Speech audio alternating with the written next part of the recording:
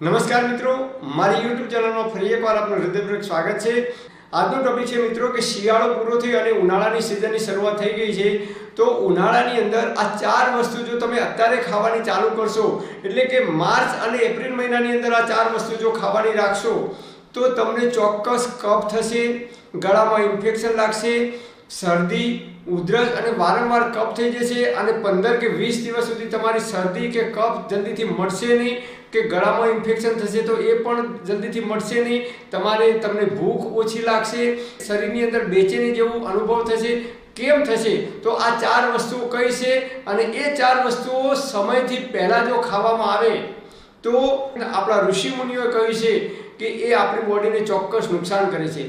અને આ ચાર વસ્તુઓ અત્યારે બજારમાં ભરપૂર માત્રામાં મળી રહી છે અને લોકો ભરપૂર માત્રામાં એનો ઉપયોગ કરી રહ્યા છે અને એના કારણે લોકોને વારંવાર કફ થાય છે અને કફ જલ્દીથી મટતો નથી। અમુક લોકોને ગળાની અંદર ઇન્ફેક્શન થવાની શરૂઆત થઈ ગઈ છે અને નાના બાળકોને તો બિલકુલ ના ખવડાવતા।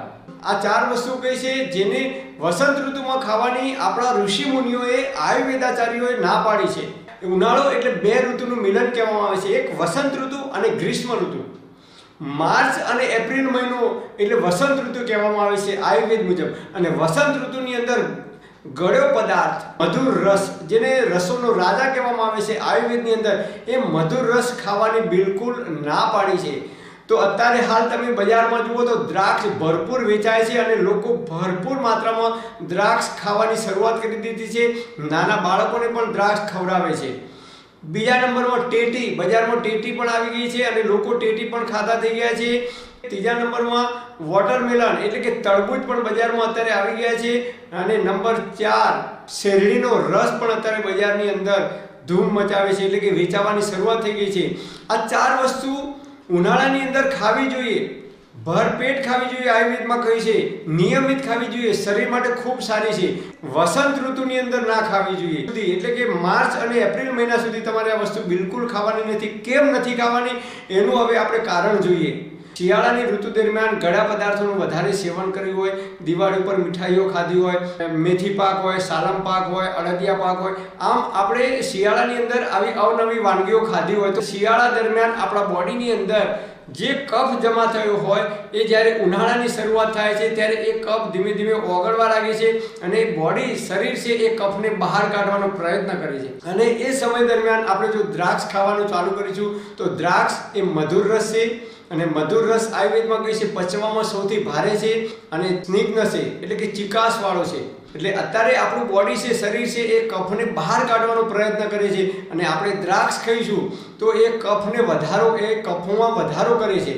તો જલ્દીથી 15 કે 20 દિવસ સુધી આપણો કફ નહીં મટે અથવા ગળામાં જો ઇન્ફેક્શન આવી છે તો એ જલ્દીથી મટશે નહીં। કારણ કે અત્યારે આધુનિક જમાનો આવ્યો છે, લોકો સમયથી પહેલાં જે વસ્તુઓ પકવી દે છે, ઇન્જેક્શન આપીને, કેમિકલ નાખીને, રસાયણનો ઉપયોગ કરીને વધુ પૈસા કમાવા માટે લોકો લાલચમાં આવી અને સમયથી પહેલાં લોકો દ્રાક્ષ, તરબૂચ, ટેટી, શેરડીનો રસ આ બધું બજારની અંદર વેચાવા લાગ્યું છે।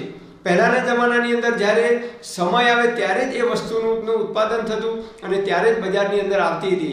અત્યારે આધુનિક યુગની અંદર લોકો સમયથી પહેલાં એને પકવી અને બજારમાં લાવીને મૂકે છે।